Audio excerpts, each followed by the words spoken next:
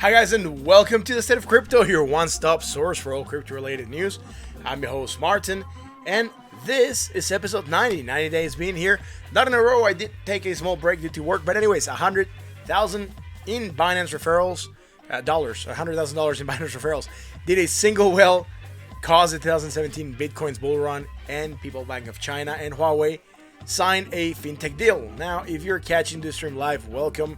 And if you are catching the replay and have any suggestions for us, please leave us a comment below. We really want to know what you are thinking. If you want to keep up to date with the latest crypto-related news, make sure you subscribe. You hit that like button and that bell so you're notified when we go live. And if you want to keep on chatting with us, once the stream is done, you can join us on the Discord. The link is in the description, guys. Happy Monday. I hope you're having a great day today. I know the markets are doing good, so I do hope that all of you guys tune up today. So, yeah, let's go celebrate. Anyways, let's go to our regular screen and start this show. So let's go to the news, right? DX.exchange, it's a Nasdaq powered cryptocurrency exchange that launched this January, and it's closing its doors due to what it calls a financial hardship. Now, they're actually stating the following on in a post, right? They say that we must inform the community that the board of directors of the X.exchange has decided to temporarily close the exchange as we pursue a merger or outright sell the company. The cost of providing the required level of security, support, and technology is not economically feasible on our own. Now, at this time, nobody can trade or deposit onto the exchange. That and all open orders were canceled at 12 p.m. Greenwich Meridian time on Sunday.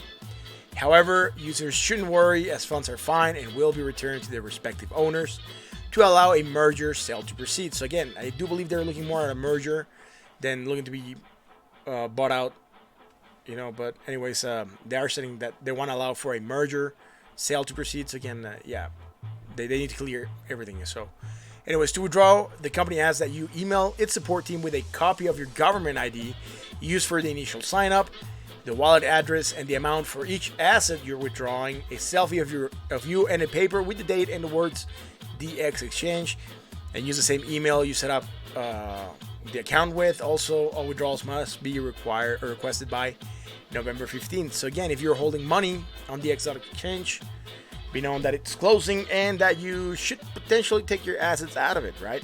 Again, maybe the hardships they're having is probably they're not seeing the trade volume they want to see, right? There's more popular exchanges out there, I believe, at least ones that sound and you can read more on the daily basis, like Gemini, Coinbase, Binance US, of course, Poloniex.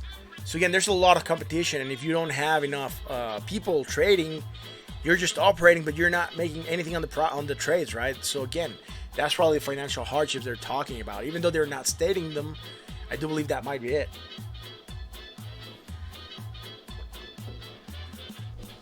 On to the next article. The British Stocks Authority updated cryptocurrency guidelines, and they're stating it's not money. So I'm not going to go too much into detail. However, the UK's Her Majesty Revenue and Customs, basically the IRS basically of UK, has updated the taxation guidelines for business and individuals. The article is really short.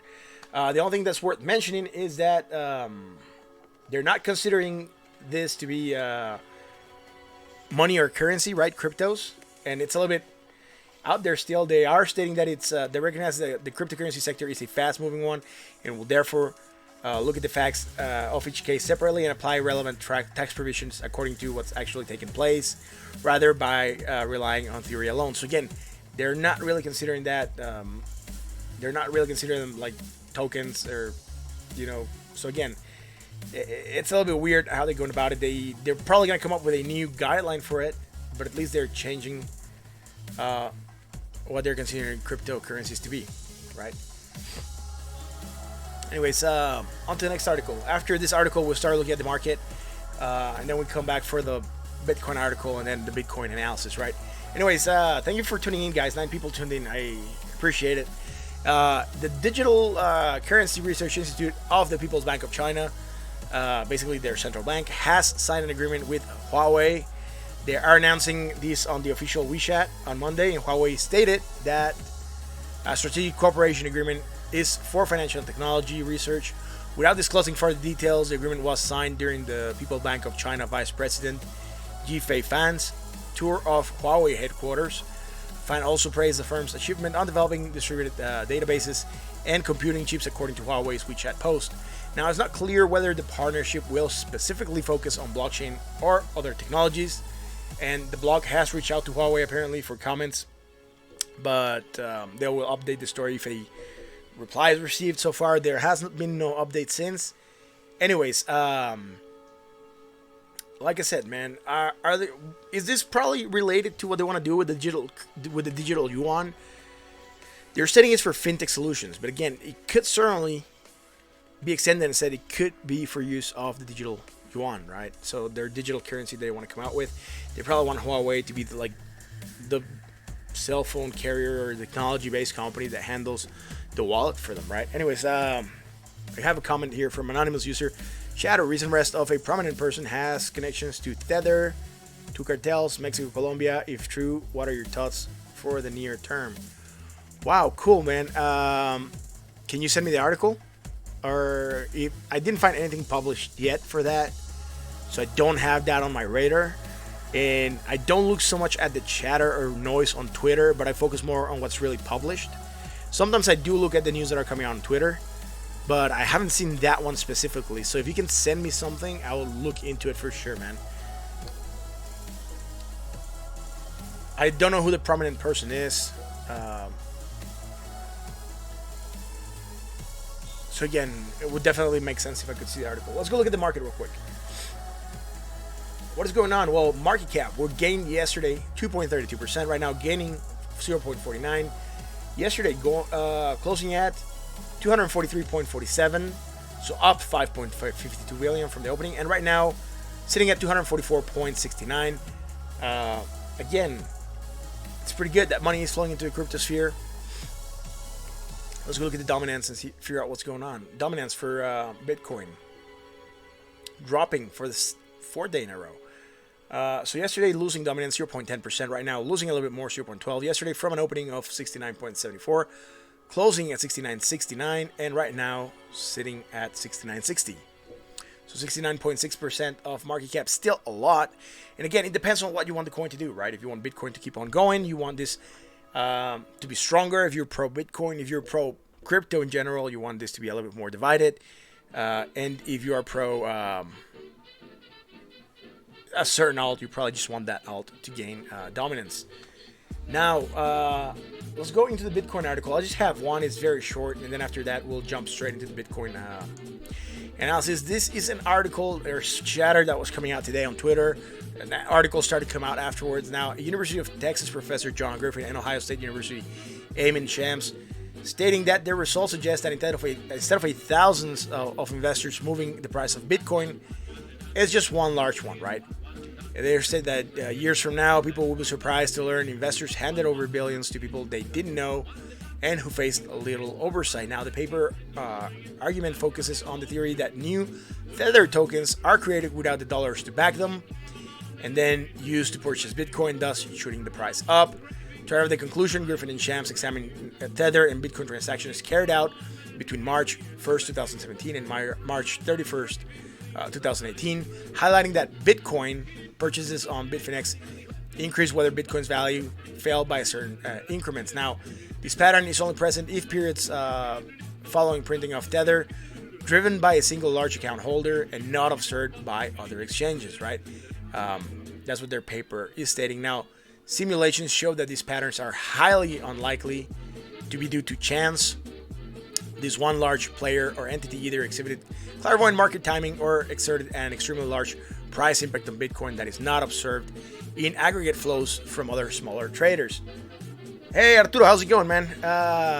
Thanks for being here, bro. Appreciate it. Yeah, go XRP, man. Bumping, right? Anonymous user, this news is coming out. Keyword, Tether, recent arrest, rabbit hole runs deep. Yeah, I'll look into that, bro. I'll look into that for sure. I'll open it here on a side tab, and I will try to I found one article from Cointelegraph. Apparently from today, it doesn't say time. I'll toss it at the end of the stream, right, to not disrupt the flow, and then I'll come back to it, right? If you agree with that and you're cool with that, I'll definitely check it out on live while we're here, and I'll give you my thoughts on it. So let's go look at Bitcoin real quick. Price of Bitcoin, 9,442, again pumping a little bit. Yesterday had a nice green day, 2.24. Right now, 0.32% up. Look, we talked about something earlier, and we said the month is key, right? All Novembers are green for Bitcoin. Look, November starting green, really nice. We still have a lot of days to go in the month, right? So again, 26 days to go, but again, it's looking really nice right now. We're having a small pump, that's good. What is going on with this, right? We created some divergence. I have it charted here. It's probably in a smaller time frame. That's what's seeing us pump to the upside. Right now, this movement to the upside that we're getting, the only thing I don't like, so far is not higher than here, right, than their previous high. Let's call it October 28th. But we are lower, right? And we don't seem to be making positive momentum. So not a positive bar. So again, no green bar going on. So again, no bearish divergence developing. Sitting high on the RSI at 60.91. Again, being bought. Not yet, just more or less there for the past 2 days, right? So again, let's wait and see how this keeps on developing. We can still certainly pump. I really want to see how this plays out. Maybe the shorter scale will give us more idea as to what can potentially happen. So let's go into the 4 hours, man. On the 4 hours, I can see I have something traced here. It goes to this part of the green bar. So again, this is probably from the 1 hour. On the 4 hour, I can tell you that we had hidden bullish divergence that saw us price continuation. Again, the continuation, more immediate continuation. Sorry, I want to do this.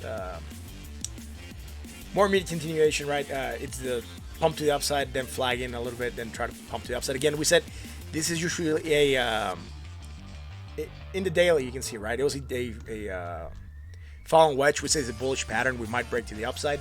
So again, we had this bullish pattern. I forgot to talk about it a couple seconds ago. Anyways, volatility is still open on the Bollinger Bands on the daily, and it's sitting above that 20 MA. So let's go back to the 4 hour, man. So in the 4 hours, we are sitting above that 20 MA. We had a nice impulse up. We got a crossing of the MACD over the signal line. We talked about those crosses, right? We said that when we get them, sometimes we get really nice bars. Look at this. We crossed the previous 4 hours to that nice large green candle. So again, watch out for those crosses. Sometimes they come with like really nice pumps. Sometimes you don't get them, but a lot of the times you do. Here you got a pump to the downside. Here you got a smaller pump to the upside, right? But not as much. Anyways, something that you should like definitely watch out for, especially if we're in areas where we're about to break out or do something, right? So again, above that 20 MA, volatility open on the Bollinger Bands, positive momentum increasing. So our most immediate positive momentum island would be here. We're going higher. We're going higher on that positive momentum. So we're going with the market, and also here we're going higher on the RSI, so we're going with the market. Looking back, man, there we go. Try to figure out our previous high, or previous green island would be way back here. So again, we don't have, we're not as high as when we were back here. So again, and we have all these data that we will be ignoring, right? So right now we're going good. We're going with the market again, expected to break to the outside. We talked about that. We had that hidden bullish divergence, price continuation. We called it out, said potentially move still. And let's go into the 1 hour and see what's going on, right? Sorry. Here you're sitting high on the RSI at 62.21. Again, watch out for that. You're sitting bought. Certainly heading up. You still have room to run, right? You can still go all the way up here to like 85 or whatever. But anyways, just watch out. The higher you start to get, the more chances you get tired, right? And from here, we should expect maybe a measure move of the of this triangle that we're here. In the more micro scale, it looks like a wedge. Here, it looks more like a triangle or the pole, right? Those are the measure moves that we should watch out for. So I would expect first to hit a measure move of the pattern and then the pole. Again, we just broke out, so potential price, right? It's not saying it's in stone. Could place us at 11,000 for that, and then from here to the high, that would be here. Sorry, there we go. Would certainly put us at around the 10,219, which happens to be confluent with our resistance, right? So again, we might get to the top of that and try to break it, and then see where we go from there. We might get rejected. Still try to figure out what this is gonna go. Let's first hit this one, and then we worry about the larger one, right? So again, gonna leave this up here for us to be able to follow. I'll probably just move it sideways a little bit more. There we go. Probably a bit. There we go. So almost getting us to that top part, right? I'll leave it here. See if we can get there throughout the day. Things that might happen, right? Pump to the upside. Make a small pull, then try to fly a little bit, then try to pull again. So also, if we can keep on running to the upside and then get tired and create divergence, bearish, and then break to the downside. Just watch out for those signals that might mean that we can potentially go to the downside again. But right now, looking good, breaking to the upside like we expected, and just keep an eye out for this because the breakout just happened in the past 12 hours or so. The 1 hour, man. Oh man, this chart's starting to look a little bit weird by looking farther back. There we go. Nice. So anyways, we had divergence. We called it out. We said divergence from here to here, divergence from here to here. This developed today or yesterday, right after the stream finished. So again, I closed the stream at around 10:05, 10:10. This candle hadn't finished. I said we needed to go a little bit lower still. To be honest, I wanted to go to this low. If you remember me calling it out, I said, let's go to this low. We'll create divergence on the 1 hour and the 4 hours. Probably not on the 1 hour because we had this larger island. But again, if we go here, we would have gotten divergence on the 4 hour. We still got bullish divergence, you know, still moving to the downside that I was expecting. Not as hard I was expecting the move to go, but still playing out. So again, we had one divergence, two divergence, both of them bullish, both of them strong bullish divergence on both of the oscillators.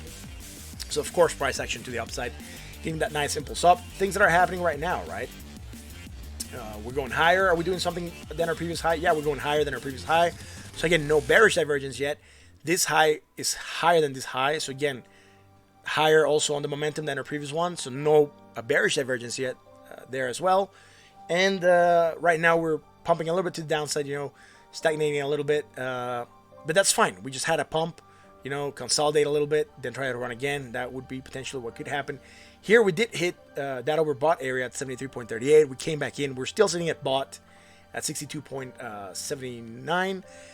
Let's just keep an eye out for this, right? I don't believe we might reverse. If we reverse, you have that 20 MA, you can come and bounce off, and then if you do, you still have this bottom part or the top part of the resistance of the old triangle that could certainly act as support, right? So just watch out for that to the downside. To the upside, we already talked, right? We can rest up a little bit, then try to pump again. Things that could happen, right? We pump higher, or at least to this high. We don't get that much positive momentum. We create bearish divergence and then move to the downside. So just, you know, potentials that can happen that you should keep an eye out because we're probably not going to be live when that happens. So again, just keep an eye out for set alerts, whatever you need to do. Through the night, through the day, you know, be smart about your trades, right? So if you were to put it here, you would put your alert at 9,474, and if it dings, then you would come in and look at it, see if you close the candle there, or if the candle's still going, just keep an eye out for it, and see where you're sitting with your divergence and your RSI. Make sure you're not creating any kind of bearish divergence. Again, bearish divergence would be a movement flat here, right? Price flat, and going lower here. So anything below this line, and at closing at this price or higher would create divergence. Even if you get to this line, it's still divergence. And then if you break it, then you like basically nullify it. Just keep an eye out for that. On Bitcoin, again, Bitcoin nice, breaking to the upside. The whole market moving green yesterday, moving green a little bit today still. So let's go to Ethereum, right? I do not have news for Ethereum today. No, I do have an article for Ethereum. It's very short. Then we'll jump right into the Ethereum chart, right? Anyways, this article I'm just going to use this to point out something that I'm saying. I'm not saying it's going to be it's not a bullish sign like they're calling it here, but Bitcoin and Ethereum correlation at nearly 90%. So again, what we talked about, right? Bitcoin dominating so much of the market would dictate how the market will move and fluctuate. So again, based on data released by researchers at Skew, the correlation between Bitcoin and Ethereum has been around 90% for like 2 years. Anyways, the high level of correlation between Bitcoin and Ethereum indicates that the most major cryptocurrencies have been following the price trend of the dominant crypto. So again, we knew about that, right? And we talk about it. So we always say Bitcoin dominating 69, 70%. That's what we're looking at, dominance. I said over 60%, we're going to look at dominance. Really want to know what's going on. because again, Bitcoin being so strong, being the most of the market, will certainly dictate how things are going to go. So again, I don't care about the not bullish sign. I don't believe it's a bullish or non-bullish sign if they're related or correlated. The only thing I do like is that the fact that reinforces the point that we've been making on this channel for a while, that Bitcoin dominance does matter for the market. Okay, so let's go into Ethereum for dominance. What's happening? Yesterday gained a little bit of market cap, 0.06%. Right now losing 0.17%, sitting at 8.27 of market cap. What is happening with the price of Ethereum? Sitting at $186.65. We had a triangle pattern. We said we could potentially break it maybe to the upside. We had double resistance here. Double support, right? We pumped to the upside again, breaking outside of this small triangle. A measure move of that would certainly place us at, I'll take it to the next one right here. Will certainly have us breaking out of this, putting us on that upper half of the triangle, right? That's where we want to go. Sorry, not the triangle, the channel. Sorry, if you remember, in Ethereum, we have a downsloping channel that we're in, the more major trend. We're still in that upper half. Then more minor, we are in this upsloping channel, right? So that's when we develop hidden bullish or hidden bearish. I said the trend is usually upsloping, so again, we might keep on bumping to the upside. Anyways, breaking out of this positive price again, we might come down, back test it, or we can just run. Maybe hit that top of the Bollinger Bands, face some resistance around that area. If not, we do have that upper part of the downsloping channel, right? That resistance. If we break that, we have the mid part of the upsloping channel. And after that, we have the 382. Sorry, the 236 at 202. And then we have the upper part of the upsloping channel as resistance. So again, we have a lot of resistances to the upside immediate. Not even trace resistances. Not that I've come here in place. Man, there's resistance around this area. There's resistance at this area as well, right? Right at that 236. We hit a candle that brought us down. Anyways, there are resistances going up.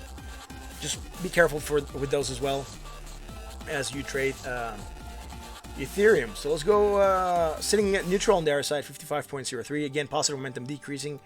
No bearish divergence developing yet. So let's go into the 4-hour. On the 4-hour, man, the thing is, like I said, dude, things from the 1 hour, I remove them and then they pop up right the next day as I'm doing the stream. Pumping to the upside, breaking that, still outside. Some indecision candles going on. Not quite spinning top. This one's looking more like a spinning top, the one that we're on right now. Anyways, positive momentum still building, sitting high on the RSI at 61.25. Trying to see if we develop something, right? We did break outside of this structure, just like I said we might. However, we did not close there. And it would have been what we needed on the 4 hours, right? Remember, I talked going out here, maybe breaking it, doing something in that around that area. That's from yesterday still. So again, we did break it, but we didn't close it, and that would have created that divergence that we wanted on the 4 hours, right? Anyways, like I said, not much developing here yet. Here we're going from a slight positive island to a much more higher positive island. We're going higher on that momentum as well, on that price action. So again, being congruent with the market, also on the RSI. So let's go into the 1 hour. On the 1 hour, we had developed divergence here, right? We called it out. We said, look, man, we have divergence. I didn't call it out here. 34.30 and 33.96. So again, from here to here, you would also have divergence, right? Very slight divergence. Sorry about that. There we go. So again, bullish divergence, price action to the upside. We got it. Then we created some bearish divergence, saw us break to the downside, touch that part of the channel again, that bottom part, support that we were talking about, bouncing off that. We're not creating divergence from here to here, right? We're going higher, we're positive momentum, not like Bitcoin. So again, Ethereum is pumping, just like I stated in the article, because it's correlated to Bitcoin. And again, if Bitcoin pumps, Ethereum is likely to pump. So again, you didn't have to develop divergence because Bitcoin developed it, and Bitcoin helped you move along. Positive momentum starting to develop, of course. Right now, let's wait and see how this keeps on playing out. We're not developing much negative momentum yet. Are we doing something? Yeah, from here, right? You can see that from here to here. We're going slightly lower on our MACD, right? And not so much. All right, I'll take this high actually. It'll be the most immediate one. It'll be this one here. So again, we're down sloping on our on our MACD. We're also down sloping on the RSI. So again, you would have slant divergence on the MACD. Price action to the downside, you got that small dip. You know, the 20 MA being around there, using it as area of support, bouncing off that. Right now, we're probably going to test it again. And if we manage to stay outside, we might be doing good. Contraction of the Bollinger Band starting to happen. And sitting neutral on the RSI at 55.49. Let's go on to the Ripple article. And after the Ripple article, we'll talk about the ripples, man. I know, Arturo, you sent me something. You sent me a message regarding XLM. We'll talk about that.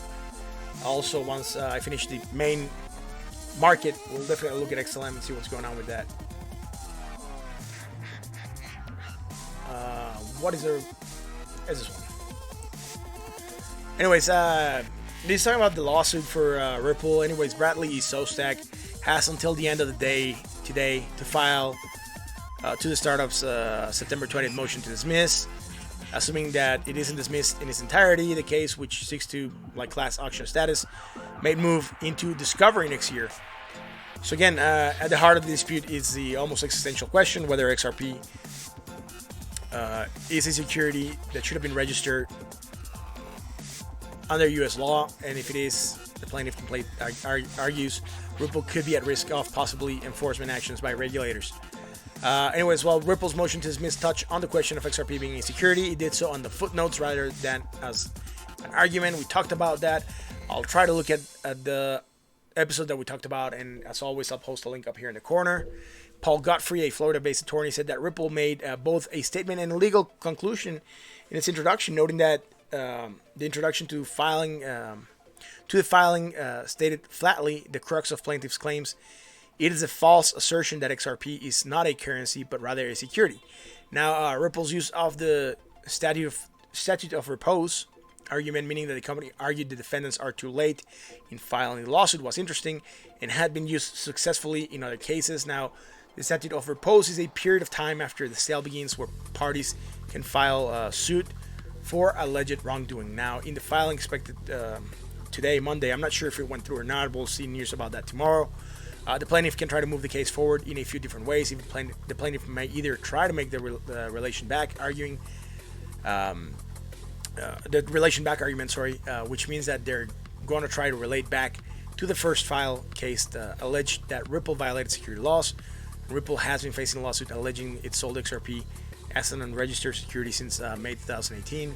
However, it may not be a winning strategy given that Ripple has already argued in its motion that the plaintiff would lose under the statute of repose. Now, plaintiff also relies on continuing sale theory that may be applied to the argument to the statutory requirement that the statute of repose runs from the day the security was first bona fide offered to the public. Now, Godfrey said the eventual discovery process could help the plaintiff verify whether or not they actually bought XRP from Ripple, saying, if I were the plaintiff's attorney, I would focus on the fact that while the inference could not be maintained in the past with present technology and some well-aimed discovery, it would be quite easy to determine whether or not XRP was purchased by plaintiffs from defendants. Now, one concern for Ripple is that the fact that this would likely remain, Ripple would likely remain a target for lawsuits, even if this, if Ripple wins this case, right? So again, we talked about this before, right? The Ripple lawsuit. Again, not much going on. The guy has to still file his response, and I'm not sure if he did it or not. We'll find news about that tomorrow, maybe day after tomorrow. More interesting things are going to be happening, which is Ripple's swell event, right? And yesterday I was talking about we were seeing stagnation in the price of Ripple, that we weren't seeing that much hype, and today, man, we got a move to the upside, right? Anyways, Ripple on the daily, man. Yesterday gaining market dominance 0.67, right now gaining 0.51, sitting at 5.34% of market cap. Ripple sitting at 30 cents, or 30.149 cents. Again, sitting above the 30 cents, man. Can it hold it? Can it keep it? I hope so. I do hope that Ripple can stay above 30 cents. It would certainly be good. It would put us on that next move to the upside, which again, we might face some resistance around this area, man. So I'll toast Alt-H here. I've hit it once, two times, a couple times here in the past. So you can keep potentially an area for resistance around 32 cents. 32.76 again, which is almost at that 382 retrace, right? So again, potential move from Ripple if we break or we maintain above here. Move to the upside. On the daily, we had developed hidden bullish divergence. I talked about this yesterday, that we might continue to move to the upside. Yesterday, this was red still. So again, I'll just adjust it to the new old red candle. So this one, obviously the pump to the upside helped it maintain that. And, we certainly talked about this at, I'm trying to figure out the time frame. I think it was minute 33.30 when we were talking about this. I said, look, man, I even shifted this to the outside and said, look, man, it's still an uptrend. So again, price continuation would potentially mean price action to the upside still. We're getting that playing out. So again, 1 second, I'm trying to place the music back in. There we go. So again, we are pumping to the upside. That's good. Above 30 cents. Let's go into the 4-hour, man. In the 4 hours, we don't have anything, man. We had this divergence that playing out from the 1 hour. Other than that, or anything else that we have, it's from the 1 hour, right? So making that price action to the upside, breaking out of this triangle that we had. Let's hope it's a real breakout, not a fake breakout. We have to wait for the day to keep on developing for us to confirm that break out of the triangle structure. Making positive momentum, still sitting high on the RSI at 63.75. Again, being bought, but not really high on the bot scale, just being bought right now. Let's go into the 1 hour because that's where the interesting stuff happened, right? Look, we developed divergence. We called it out yesterday. We were moving to the upside still. I think yesterday's candle, we were opening this candle by the time the stream was going on. I was talking about maybe coming down here, creating more divergence, or even down here to create divergence in the 4 hour. I said I wanted the price to go to downside, even though it was counterintuitive. And, we didn't get there, but, this divergence still playing us to the upside. So again, I'm happy that it's still playing out, right? Not how I would have wanted it to play out, but it's still playing out from that positive divergence. Anyways, we had impulse up. We are starting to flag right now, consolidate up here. Let's wait for that consolidation to continue. We're not creating bearish divergence yet. So high, right? Look at this high, or this high here. Higher high, again, more positive momentum from the more immediate one within the same island would also be going higher. We hit overbought at 76.45. Right now we're sitting at 67.86. So it's fairly good, going with the market zoom. So again, nice move from XRP. Not much going on other than that. That divergence that we called out playing out. Let's go into Litecoin. There are no news for Litecoin, so we're just going to jump straight into the chart. Let's go into the daily, man. Litecoin gaining dominance yesterday. We had drawn a triangle. We said we might break it. So again, positive. It's 2.81% yesterday and 1.29 right now, sitting at 1.62% of market cap. Price of Litecoin, $62.26. I don't like this coin. I'm not sure why it's pumping. But again, we are on that upper part of the upsloping channel. We talked about being within this triangle structure. We're okay to the upside. We said we could break it either way. It's a symmetrical triangle. So again, it's following Bitcoin and the rest. So again, nice pump to the upside.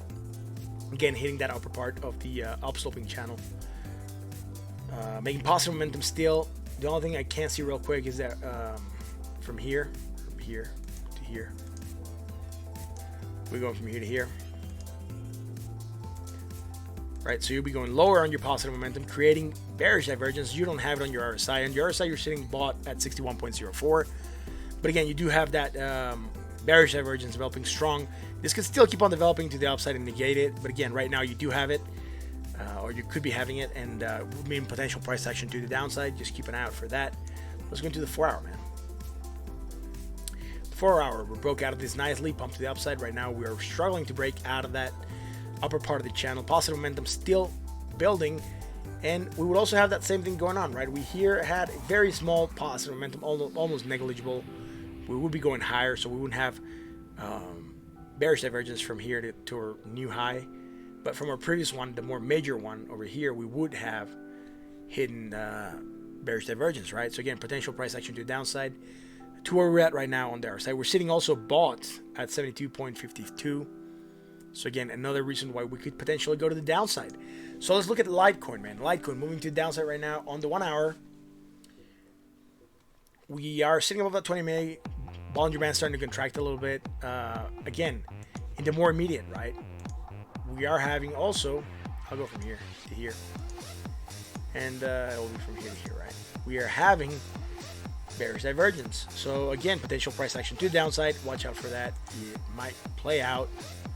And even from here to here, we would have had bearish divergence on the RSI, not on the MACD. On the MACD, we're still going higher. So again, double bearish divergence on the RSI, one bearish divergence on the MACD and the RSI together. So again, potential price action to the downside. We are getting this nice candle play down. Just keep an eye out as this keeps on developing, and then we'll take it from there. Let's go on to Binance. I do have an article for Binance. It's just one short one. And it's a good article, man. I can't believe you can make that much money off referrals, bro. That is a lot of money to make off referrals. Guy made $100,000 in a week just on referrals, man. So the article states that Binance has one of the longest running referral programs in the industry that continues to yield significant payouts. And according to a recent tweet by Binance, the top referrer earned a whopping 10.74 Bitcoin. The week of the largest, the week that Bitcoin surged from 7,000 to 10,000, right? This is roughly 100,000 without having to make a single trade. Now, the second and third referrals of their rich list earned 6.22 Bitcoin and 5.93 Bitcoin respectively, and the top 10 ranking earned around 44 Bitcoin, right? They do have this chart here. Again, people earning a lot, man. Average at least up to fourth place 5 Bitcoin. Then from there, the next three would earn like 3 Bitcoin, then 2, and then 1. So again, people earning a lot on referrals, man. That is insane. That is an insane amount of money, dude. $100,000 on referrals. It's crazy. Anyways, for comparison, the top referrer made 5.95 Bitcoin 2 weeks earlier, roughly equal to 50,000 at the time, showing the surge in trading volume at the end of October was lucrative. It was lucrative for referrals as well as exchanges. So let's go look at Binance. What's happening with Binance dominance? Binance yesterday losing dominance. Sorry, let's go into the daily. I might be off. Now gaining dominance very little. 0 actually. He didn't gain, didn't lose, he didn't move. 0. Right now gaining 0.07. Again, not much. A lot of indecision going on with Binance dominance. Sitting at 1.32% of market cap. Binance $2. Yesterday had a nice green day, just like everyone else. Today having a green day still. Sitting at $20.69. Again, breaking out of that triangle that we had. Failing to break up that mid part of the channel. You know, we broke it, then we retraced, and now we're trying to break it, but we're failing. Again, not the best for Binance. We had bearish divergence, price action to the downside. We were within the structure. We probably created some other stuff on the micro scales. I do have lines here that don't correspond to this time frame. So again, price moving to the upside still. Sitting high on the RSI at 63.42. That positive momentum decreasing, like I said. Let's go into the 4 hour. On the 4 hour, we had all of this. Most of these lines are also from the 1 hour, but this line here that I highlighted kind of corresponds to this line here. So again, we have a hidden bullish divergence, price continuation. We're in an uptrend. So again, we are pumping to the upside again. Like expect to touch that mid part of the channel, rejected it. Just the last 4 hours, we're trying to break above and failed. Right now, we're almost touching that mid part and rejecting it again. So let's wait and see how this keeps on playing out for Binance. Right now, stuff that I'm looking at that I don't like very much. 3-2, 3-3, 3-3. So again, it just moved down. Anyways, 297, 3-2. So again, slightly going higher, slightly going lower. You're having bearish divergence going on right now. Still developing, just keep an eye out for that. But again, could potentially mean price action to the downside. It's very slight, you're still going down. I'll exaggerate it so you can keep an eye out for that. And on your RSI, 62.77 and 62.18. So again, candle's still developing, but again, creating divergence on both of the oscillators. Potential price action to the downside. Let's go into the 1 hour. On the 1 hour, sitting on the 20 MA with Bollinger Bands not moving at all. Positive momentum still increasing from our previous, so again, making a higher high than the previous high with more positive momentum. No divergence developing. We do have some apparently 60. Let me look at this real quick. 63.54, 63.20. So again, very slight going down here on the RSI, and definitely going up higher on the price. So again, you do have bearish divergence on your price against your RSI. You don't have it against the MACD, right?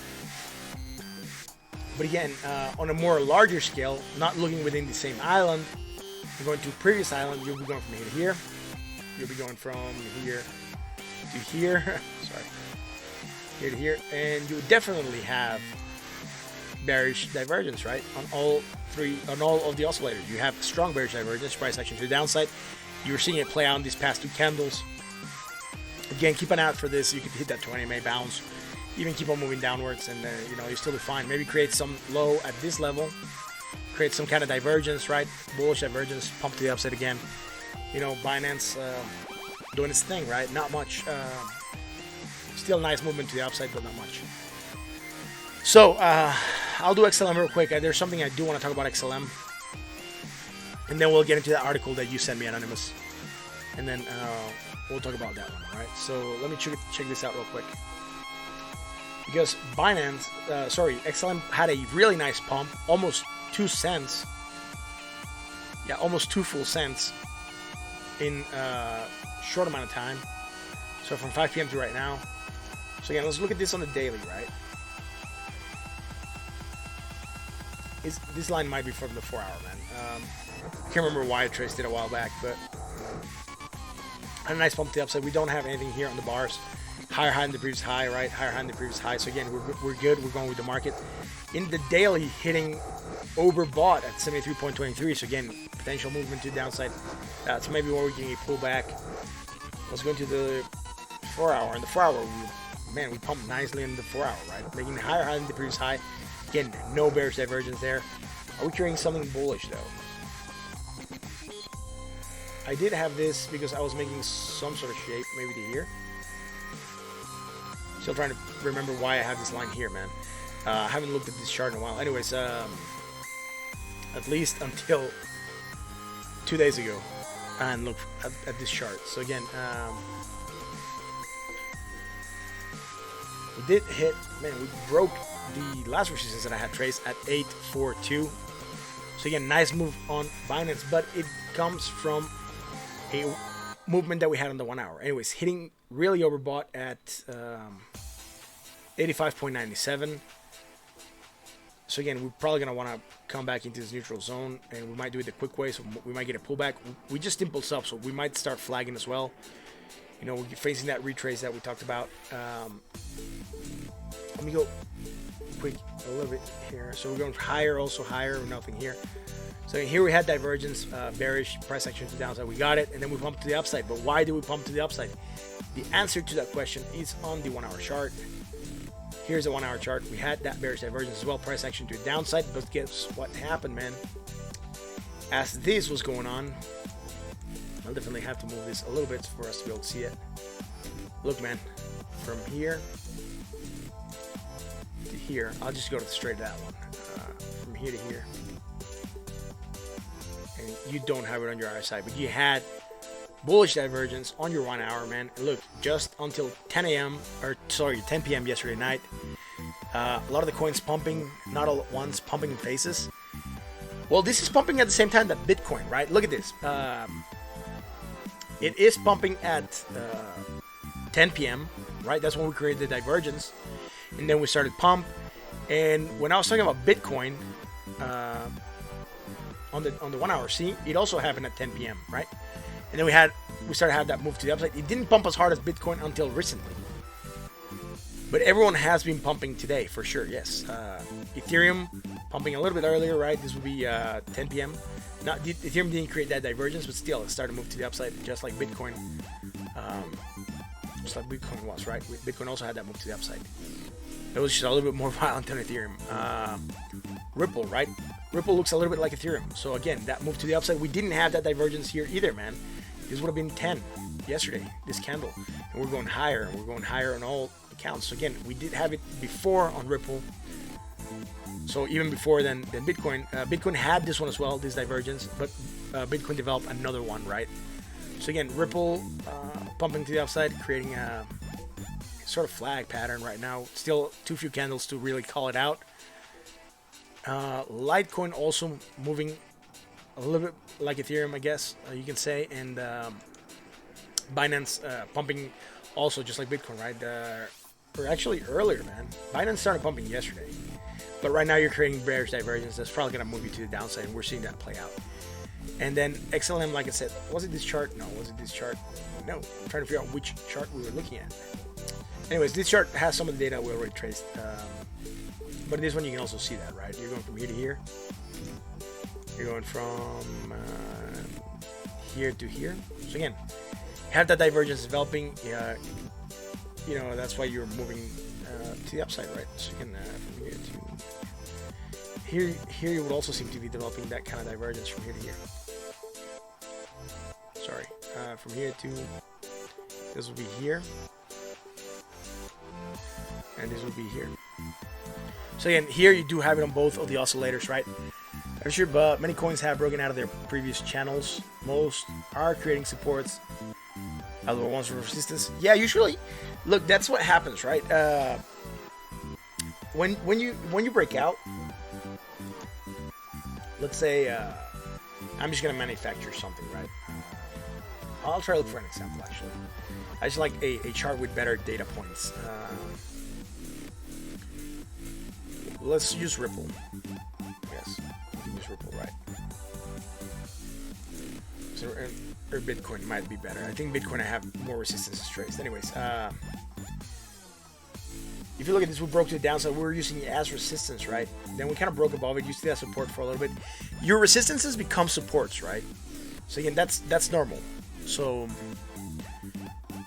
here you faced that resistance for a little bit, broke above it, then you kind of back tested it. That's important to back test, right? You back test and then you run again. Then here we back tested it all the way over here. Sorry, snap! I just moved it weirdly. Sorry, we back tested it all the way over here. Then we kind of run up again. Then we start facing that triangle that we're in. Again, if we bump to the upside, we're probably going to face this as resistance again. And if we break it, then we're probably going to back test it, use it as support, and pump again. But yes, a lot of the coins are using old resistances as support. That usually happens when you move to the next level, right? So I'll look at that. I'll finish XLM real quick, and then I'll look at that chart that you sent me. Anyways, yes, you could trace something here for sure. Maybe around here. Have it as resistance, right?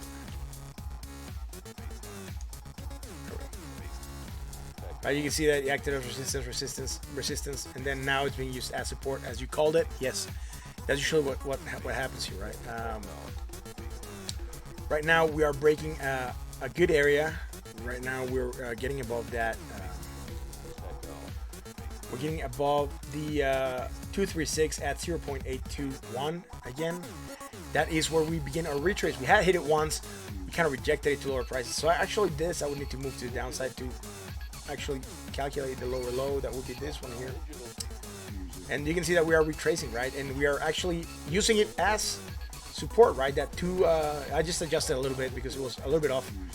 With that 236, now it's becoming support, right? We touched it and we're bouncing off it again. We might try to run up to at 382 at 0.09, then use it as resistance, and then we might break above it and use it as support, and then on to the next, and on to the next, and on to the next, right? Until we get like maybe to that 618 or at 786, and then we start a retrace. Or if we do 100%, then we might still have chance to pump farther still. But again, on the 1 hour, right? Like I said, we did create some bullish divergence, price action to the upside. In the other chart, we didn't have it here on the RSI, but in this one, we do have it on both of the oscillators. So again, that's why for XLM we're starting to look at different coins. Growing sentiment over many social media platforms of a green Q4 winter. Thoughts? Yes. Were you here when we talked about, or did you watch the stream where we talked about the November usually being green for Bitcoin? So if you looked at that, you probably looked at when we did that pseudo analysis. It's not really technical. We're just looking at historical data. But I'll check it out again real quick for you, man. Look. Let's go on the monthly. This is November, right? It's green right now. These would be in July. Let's see. November over here. Right? November, green. Right? Pre-FOMO. 2017. So November here would have been red last year. So last year we would have had it red. And 2 years ago, green. Then November 2016, green. Then November 2015, green as well. And this one doesn't have data further back, so I'll look at another chart, man. Maybe this one has data. Yeah, this one has more data. So and on this one, I can at least go to 2011. So again, November 2012, green. It just shifted weird. November 2013, green. November 2014, green, right here. November 2015, green. November 2016, green. Sorry, this one here, green. Then November 2017, green. Then November 2018, red. But if you can see, at least from 2011 till now, all Novembers have been green except for last year. So green winter, yeah, maybe, man. Look, this is also green winter, right? October, November, December. 3 months, green, right? And then over here, October, November, and then December red. Or sorry, let me go here. Here we go. October, November, December, green, right? October, November, December, green. So again, if we go back onto historical data, we do find that we have some green. Here we had like a mixed up, right? But anyways, back here as well, October, November, and then a red December. But again, some of the data going back here also, October, November, December. Oh, sorry, red October, green November, green December. So going back, odd or good. I'm not sure about that comment, bro. But if you go back, you know, odds are good. Yeah, maybe the odds are good. Yeah, I just got it, man. Sorry. Maybe the odds are good that it's green, man. Right now it's looking green. Again, let's wait and see how this keeps on playing out. We have to hit that 382, right? And then keep on running to the upside, at least for Bitcoin. Yeah, no worries, man. I got it. But, you know, certainly have to wait for this to develop. So again, if Bitcoin goes up, being that it's most of the market, might make the other coins also follow suit and go up. Now, I'll go look at that article that you sent me. I do have it open here. I'll pass it over to the screen.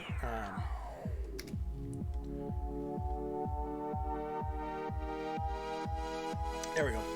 Anyways, head of crypto capital arrested in connection with money laundering. Is it this one? Emily, Panama-based payments processor, crypto capital tied to Bitfinex and other major cryptocurrency exchanges was arrested by Polish authorities. Suspect of money laundering and being involved with an international drug cartel. I believe this is the article that you were talking about, right? Federico Molina was detained on basis of European arrest warrant issued by the prosecutor's office in Warsaw. This arrest is reportedly connected to 350 million that were seized by Polish Ministry of Justice previously. These funds belong to Crypto SP.zo.o, a local firm allegedly affiliated with New Crypto Capital. And Molina arrested was about money laundering for Colombian drug cartels through the cryptocurrency exchange. Yeah, according to industry news, the Crib several other large crypto businesses and exchanges, including Binance, Kraken, and BitMEX, have also used crypto capital services in the past. Over 150 million of Bitfinex funds are inaccessible. So, okay, yeah. So you were asking for thoughts on this, right? again, I do believe it makes two cases, right? The first one is that they probably got to him because of crypto, right? Because it's traceable. So if they were able to get to him because of crypto, then it does make a point that crypto is not to be used by criminals, because then they can track it and then they can get to them, right? Even if they cannot touch the funds, at least they're traceable. Same thing happened when they busted that ring of like the people that had like that child site, and they got arrested anyways. Again, traceable, right? So you can expect that criminals will be tracked by this. And on the other side, it does make the case that what are the exchanges doing to increase their KYC, or to validate their KYC AML data, right? Because this is a money laundering. So again, the AML stuff that they're doing is probably not working out very well for them. So maybe someone should audit them for their AML procedures, right? To make sure that the anti-money laundering is good, and that they're doing everything they really are supposed to do for them to come up with this. Is it good? Is it bad? I mean, it's probably just going to draw some bad press from the media. But on the other hand, if they're able to justify it by saying, man, we were able to get to him because he was using that, then, big names may come out. Crypto Panic or Crypto Pump. Depends on what names come out, man. I guess that is a question. If, let's say the head of an exchange comes out there, like, I don't know, Changpeng Zhao or someone else, then yeah, you could expect Crypto Panic. Not so much of a Crypto Pump, I guess. Depends what names come out. But again, it's an exchange, right? If the guy was putting money in the exchange and other people were buying it, the people that were buying it were probably not aware that this guy was laundering money, right? Because it's an exchange, it's anonymous. You don't know who you're buying that Bitcoin from, right? Like you could be selling money on the exchange, and I could be buying it, and I'm not sure whether or not you're laundering money, right? That's why the exchange does have to have some responsibility, or has to take some responsibility for the AML procedures, right?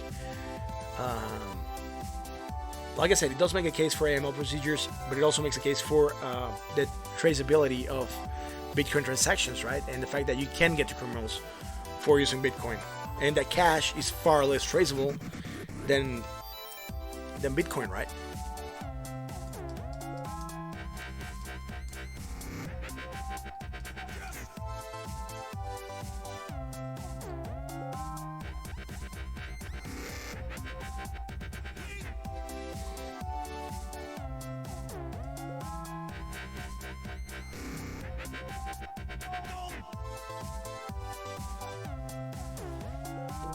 Yeah. So anyways, that's it for this article that you sent me, bro. My thoughts are that there's some good stuff that can come out of this, and then there's some bad stuff that can come out of this, right? How does one verify a clean Bitcoin versus a dirty Bitcoin? I guess you can't, man. At least because in the exchange, the money flows through the exchange, so you don't know whose money you're receiving, right? I mean, some guy might put an order for sale, right? So you want to sell a part of Bitcoin, let's say 2 Bitcoin, right? And then you want to buy 3 Bitcoin, but you buy 1, and then this guy takes his, while you're doing your transaction or buying in micros, right? Satoshis, you don't buy that whole Bitcoin, but you're buying part of it from him, and then he probably takes his position out because he believes it's still going to go up. And then you buy from someone else, and he probably puts it in again, and then you probably buy from him again. So again, you really don't know who you're getting your Bitcoin from, right? So that's the exchange's responsibility to make sure that the Bitcoin that are used in the exchange come from legitimate sources, right? So that's what they do, anti-money laundering stuff, right? And know your client data. But if they're not really doing it properly, then you have these leaks that can happen, and then you're kind of like screwed there, right?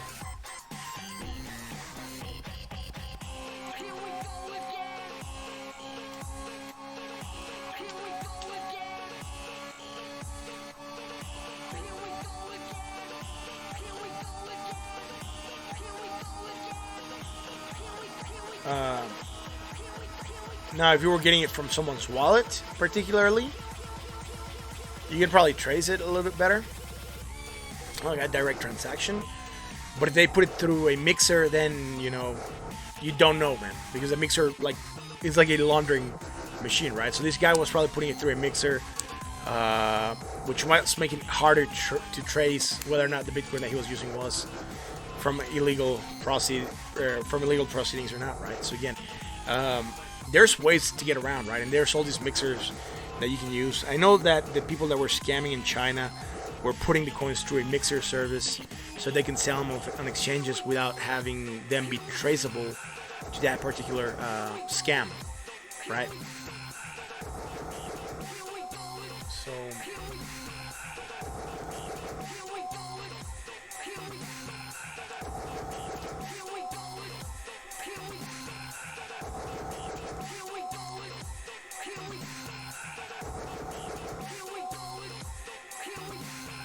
yeah, sorry, man. I'm looking at the chart real quick. I want the hour just closed. A new candle is developing. Kind of want to throw some lines real quick. And it might be too short of a pattern for the 1 hour, but this could be more or less what we're making right now after that impulse up that we had. If it's a pennant, chances are we break it to the upside still, right?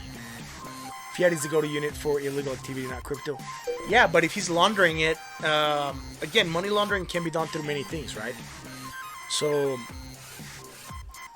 money laundering and crypto market being not irregulated still, but with so many loopholes and so much anonymity, a lot of people might find it easier to launder here and buy and sell, right? Purchase Bitcoin on the exchange and then sell them, and then take your proceeds, winnings or losings. You don't care because you're laundering money. Maybe taking very short positions, selling, buying, and then giving it back to whoever you own it to, and it comes out clean out of the exchange, right? So it might be a really quick way to get through this. And again, if you do need to put it through a mixer, you probably put it in small amounts, but again, still can launder a good amount of money, I guess, right?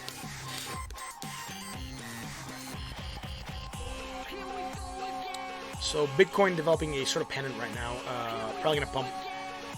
Likely, maybe it's asymmetrical though, but again, pennants usually are a continuation, right? We're probably going to consolidate in this area and then we pump again. Let's see how this keeps playing out, right? The previous one was a little bit larger. Again, no reason not to believe that this might not be really quick and try to pump. If it fails, again, touch that 20 MA. If it fails, bounce off that old resistance and then see where we go from there.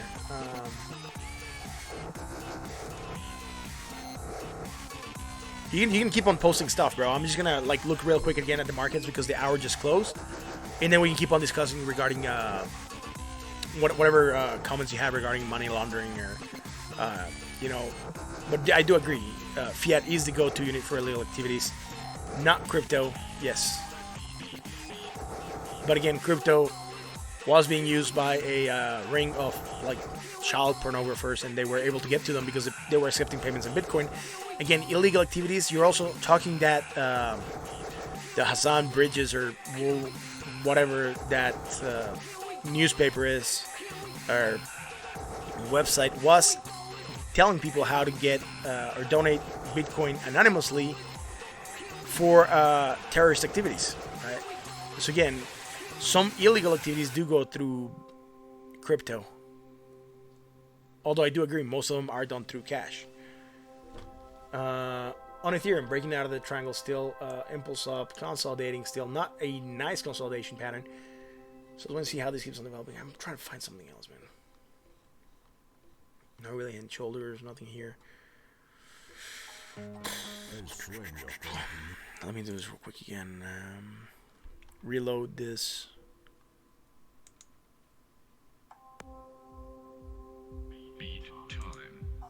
I think it's the one we're listening to. I just put it in random again. The ads we're going to start playing by Spotify, so hell's no. Again, not much happening with Ethereum, I guess. New candles not showing yet. So again, some exchanges don't show the new candle. Yesterday, this one was strong to show the new candle, right? Now it's showing it perfectly. Now Ethereum is not showing it on this chart, but it's showing it on the next one. Apparently still moving down, touching that 20 MA. We touched it on the previous candle. I'm not sure if we had touched it when we were doing the stream, but I remember saying we might touch the 20 MA. I think I might have said it for this one. Can't remember, but to the downside, probably touch the 20 MA, bounce off it, and see where we go from there. Apparently we're going to touch it again, so watch out for Ethereum. Might move a little bit lower, right? If it moves way down here, we're going to create a lot of negative momentum, and we're probably not going to have divergence. So right now we probably should consolidate around this area before we try to run again. Ripple. Scanning Twitter. Been hearing Gravel Coin is a new link. Have you heard of this? I haven't even heard of Gravel Coin, bro. Give me 1 second. I'll write it down and then I'll look at that. Gravel. So why is Gravel Coin the new link? What have you heard about this? Dude, let me know. And then I can also like check some stuff out, and then we can like cross check and chat tomorrow regarding Gravel, right? But if you like, give me your thoughts on that. Why are people saying it's a new link? Are people just chilling the project, or because I haven't heard of them, and I don't even know what they're doing, man. I do know that Stellar is having their conference today in Mexico City, today and tomorrow. Their Meridian conference or whatever. I wish I could have gone, but again, they work Trump's crypto conferences for now, at least short term, I guess. Anyways, nice movement to the downside on Ripple again, creating a sort of flag right now. Not very visible yet. I want more candles to develop for us to be able to like do the flag that we're making. Anyways, from here to here, and maybe right now from here to whatever, right? We don't know if it's going to be a down sloping channel, right, or a pennant, or a fallen wedge, or a triangle. We still have to wait for this to develop a little bit more. However, I will call the top part here right now because I get at least 2 contact points. Just chatter. Yeah, I'll look for it, man. I mean, I haven't heard of them, so definitely curious on that. Link had a really nice run, so we'll look at Link before I end the stream. Litecoin, still moving to the downside of that bearish divergence that we called. This being the 10 p.m. candle again, starting and moving downwards with strength, right? I do have a white line here. Is it like... I think that's a 0 from the daily, man. Because I haven't adjusted it. Yeah, that's a 0 from the daily. So again, I'll adjust this one to the real low and see where we're sitting at. Again, having a positive day still, but we're seeing some pullback from the divergence that we developed, right? We called it out. We said we moved to downside. We're moving to downside on the 1 hour. We're still moving to downside right now on the next hour. So again, you know, that's happening. Probably come down to touch at 20 MA. If we don't, we might start to retrace a little bit earlier. But again, Litecoin is one of the coins that I'm just like, nah, don't really. To be honest, I just did it because it's one of the main ones, but not because I'm holding it right now. I kind of lost faith on this project, to be honest. But I mean, I will still analyze it unless you guys want me to do something else instead of Litecoin. But while it exists, I would definitely look at it. Anyways, Binance also had that divergence. Still pumping down right now. Again, like I said, we might come touch this 20 MA. If not, we'll get at least to this low. Maybe create some negative momentum, right? We're not going to get divergence because we're going lower than the previous. So we'll be going more or less with the market. Let's wait and see how this keeps on developing, right? We had the divergence pumping the downside, like I said. I said we will look at Link, so let's go look at Link. This is a 1 hour, by the way. Look at the daily real quick, right? Link had a nice run, man, from let's say 144 all the way to like 265, man. At some point, even hitting 309. Again, very, very nice run for Link. Let's look at this shorter term, right? We had divergence. We called it out, bearish. Price action to the downside. We're seeing it play out. We're bouncing off that 20 MA right now. Channeling on the Bollinger Bands. Again, contraction starting to happen. We're starting to see them turn in a little bit. So again, volatility leaving the market. Seeing neutral on there, I said 56.66. And if you guys remember, I told you if you keep moving sideways, at some point in time, you start resetting your RSI. And look at this, it's very flat movement to the sideways. Look at where we're at here, right? We're sitting at the same opening, closing, sorry, of this red candle. And look at where we're at on the RSI. We're hitting bought, and right now we're hitting neutral. So again, this is the slow way of resetting the oscillator. The fast way is taking a dive like this, and then you reset quickly, right? So I hadn't found a good example to illustrate this until right now. So again, let's go into the 4-hour, man. The 4-hour contraction of the Bollinger Band still happening. A little bit moving to the downside. No divergence developing yet. So again, higher, right? Less negative momentum than the previous one. On the positive side, lower than the previous high. So again, no divergence here. If anything, we had divergence from here to here, and from here to here. All right, price action to the downside. You got to play out. This was on November the 1st again. I probably hadn't looked at Link lately. That's why I hadn't charted anything for it.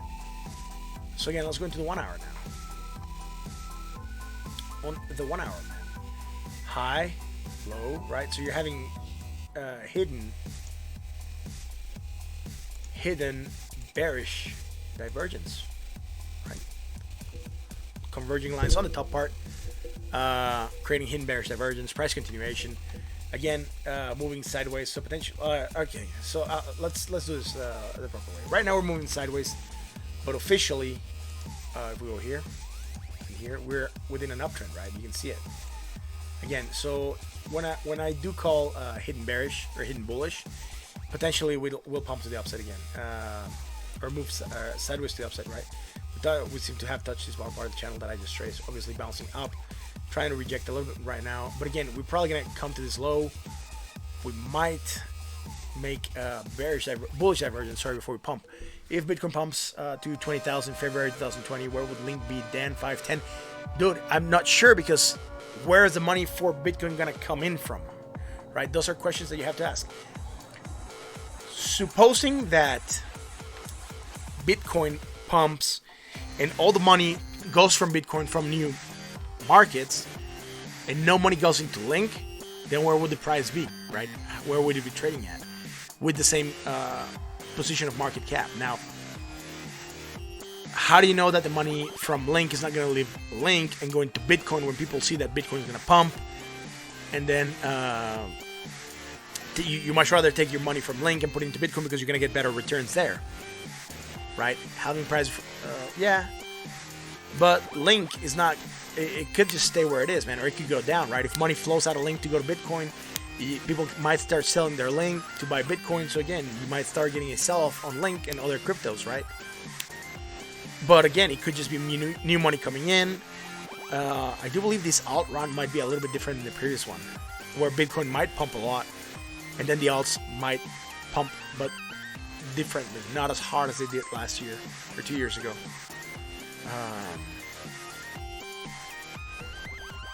Anyways, negative momentum building. I do hope we get down here, create that divergence that we need, and pump to the upside. If we don't, we might turn and we just make a triangle from here to here, right? Extend this line. It would seem to make sense more or less. I mean, I don't want to put another line here, but I'll do it right now, and it will be like this on the top part. I'm not going to use the bodies. I'm going to use the candle wicks. Go there, and this could also be a valid pattern. So again, we might go to the upside, downside, and be within this triangle for the shorter term. Larger term, we could be within a more steep triangle from here to here, right? But again, symmetrical triangle for now on this. So we can see how this keeps on developing on the 1 hour. That's what I'm stating, right? That's what I'm calling here. Yeah, divergence, moving to the downside. You got it playing down. It's hidden. You don't have it on your RSI, just here. So again, waiting for this to develop a little bit more before we call something else. Anyways, let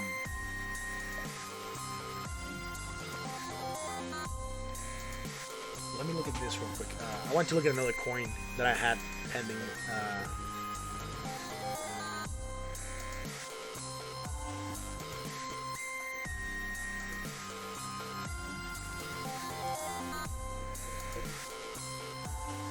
Seller moving to the upside still, but below 0.05, right? On the daily, where's it at? Still within this sort of falling wedge. moving towards that other part, the upper part, getting some contraction on the Bollinger Band, sitting above that 20 MA. Positive momentum still building, but lower than their previous high, right? Which is lower than their previous positive momentum. So again, no divergence going on the daily. I'm not going to go much in detail on seller right now. I do want to look at another Ripple chart because I have something that I took from Peter Brandt analysis, and it was this diamond pattern that he was calling out, right? I said it could potentially put us at like 44 cents if we break it to the upside. And he said that we had to be above 30.38, I think, or 30.40. So we're almost there. If we close there, we might break this structure, and then we might make that move to the upside. It might be interesting for Ripple, man. Again, we have to wait and see how this keeps on developing, right? But it seems that we're breaking this pattern right now. So hope it's a real breakout, not a fake breakout. We'll take it from there, one day at a time, right? Future potential in IREC versus an S coin. Dude, IREC, I'm not sure about that coin, man. I never looked at it. Is it trading already? IREC, I can't find it. I'm not even sure if it's trading, bro. I looked it up and it was no IREC. No much is found. So if it's not on TradingView, I can't look at it if I can't chart it. I haven't heard of that coin, bro. So I'll also look into it. IREC.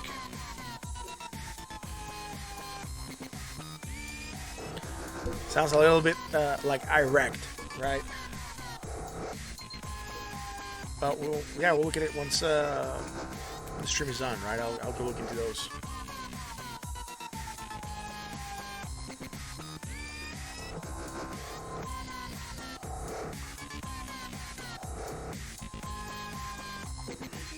Having a little bit of delay on the stream, at least. I would say a good 40 seconds or so. Am I up to? Yeah, I'm up to live right now. So yeah, but anyways, dude, I haven't heard of that coin. Sorry about that, bro. Like I said, I'll look into it after the stream is done. 7 people tuned in. Thank you guys for watching again. I really appreciate that you guys show up for this. Like I said, you guys coming here, chatting with us, interacting with me at least, it makes this worthwhile. So yeah, for sure, man. I appreciate that you guys do take time out of your day to come here and hang out with me and look at the news, look at analysis, and like bring new projects to my attention, and then discuss like other stuff that's also happening, right? So again, thank you guys for this. It's pretty cool. It's really cool. Anyways, Ripple, Bitcoin starting to make negative day right now. Swing to the 1 hour, man. Huh. I'm not sure we're down here when I put this line. I'll have to look after the stream is done. But I think we're just starting to make it. And I think I had this and this in the bottom. I'm not sure I had this one yet. But we seem to have touched this line and are rejecting it a little bit. Anywho, do you guys want to look at other coins? There's 7 people tuned in. Throw a coin and I'll look at it. Otherwise, that'll be it for tonight. Do let me know, though.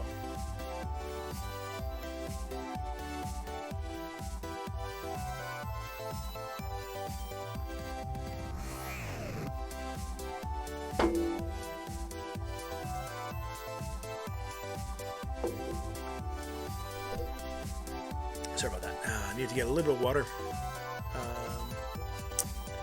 Yeah. So if no coins are being requested, I will say goodnight, guys. Again, if you like what we do, like, comment, subscribe, hit that bell. Talk about crypto to your families, to your friends. Get them involved into the community. If they get in, then you can point them towards us, right? And we're a good place to learn. We're a good into crypto. We're friendly. We don't discriminate. We try to do as neutral as we can. The analysis as neutral as we can. The news. So no hype, no FOMO. just try to keep it as well balanced as we can, so that you can make informed decisions, not based on emotions, but on like hard data, right? Or hard news, hard data. Again, I give you the ups and the downs. Whenever possible, when I see the downs, I tell you where it could go to the downside, where you can go to the upside. I'm not gonna give you like price predictions like a lot of people do, but I can give you like potential targets. Like we sometimes talk about them, right?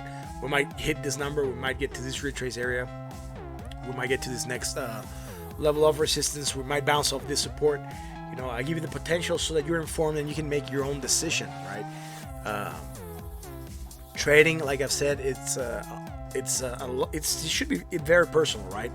No one can measure the risk that you're willing to take but you. So again, you can only make those calls, and if you want to have a bearish outlook, you will definitely find bearish signs. If you want a bullish outlook, you'll find bullish signs. So like I said, we try to be very neutral in the analysis, so that you can like pick whatever you choose, you believe will happen, and I'll tell you where you could go, right, and how you can identify if you're gonna go there. So again, breaking out of these, like I said, probably that 20 MA will be the next area, and then if you fall below that, you probably come and touch this and bounce off this lower part. I'll just extend it a little bit so that you can see where you can bounce off. Then again, if we move to the upside, we might have some resistance around this area. I'll extend this because we are still within this area. There we go. Off support resistance, right? We have been range bound for a while with Bitcoin on the 1 hour. So again, we could still bounce off this area for a little bit. If we break it, then we could certainly try to hit that upper part of the channel, that upper part of the the range that we've been trading in. That would be 10,219, right? We graduated from our lower range to our more immediate high range, and we've just been here for a while. So again, better than we're here than down here. But again, you know, we still need to keep on moving to the upside, otherwise we're gonna break down. So I like this pump that we had in the past 5 hours or so, 6 hours. So let's wait and see how this keeps on developing, right?